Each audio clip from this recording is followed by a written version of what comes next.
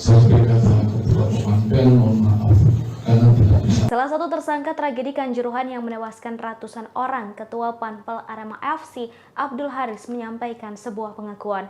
Ia mengaku sebelum tragedi terjadi sudah berkali-kali ingin mundur dari jabatan Ketua Panpel. Abdul Haris merasa tanggung jawab yang diembannya sangatlah berat. Haris memegang tanggung jawab untuk mempersiapkan lancarnya jalannya pertandingan hingga akhir. Selain itu, ia juga harus bertanggung jawab jika pertandingan mengalami kegagalan. Seperti saat tragedi terjadi, polisi menetapkan Abdul Haris sebagai tersangka lantaran tertulis dalam peraturan penyelenggaraan acara. Haris mengaku sudah 3 kali ingin mundur lantaran beban yang menurutnya terlalu berat. Tak hanya tekanan dari Aremania, tetapi semua beban dipikulkan pada dirinya. Namun permohonan mundur yang diajukan Haris urung terjadi karena manajemen tetap meminta Haris sebagai ketua Panpel hingga kini menjadi tersangka karena dinilai gagal. Meski begitu, Abdul Haris mengaku ikhlas karena menjadi ketua Panpel merupakan panggilan jiwanya.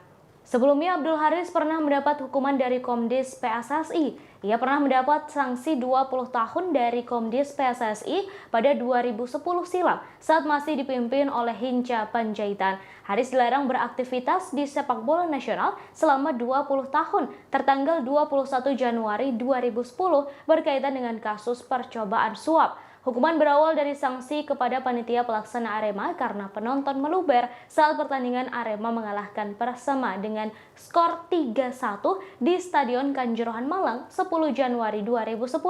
Pada putusan sidang Komdis PSSI 21 Januari 2010, Arema dihukum denda 50 juta rupiah dan 1 kali pertandingan tertutup untuk Singoedan. Haris yang saat itu selaku ketua Panpel disebut mencoba menyuap Komdis PSSI tepat sehari sebelum Arema dijatuhi hukuman. Seharusnya hukuman berakhir pada 2030 namun ia banding dan sudah kembali menempati posisi Panpel Arema pada 2013. Diketahui Abdul Haris menjadi satu dari 6 tersangka tragedi Kanjuruhan yang telah ditetapkan oleh polisi. Dan pada seluruh Aremania, penonton, supporter seluruh Indonesia, sekali lagi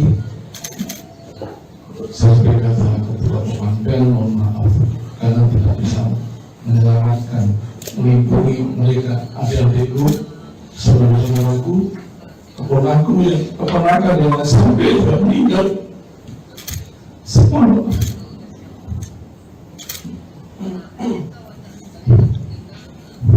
Saya ngomong sekali itu tidak terjadi. 2018 pernah terjadi sama seperti itu.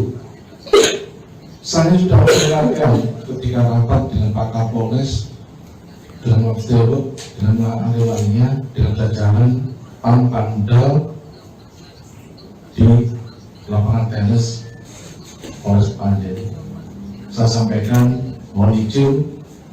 Dan sampai terjadi lagi 2018 penembakan gas air mata yang meningkat mengakibatkan kurang lebih 214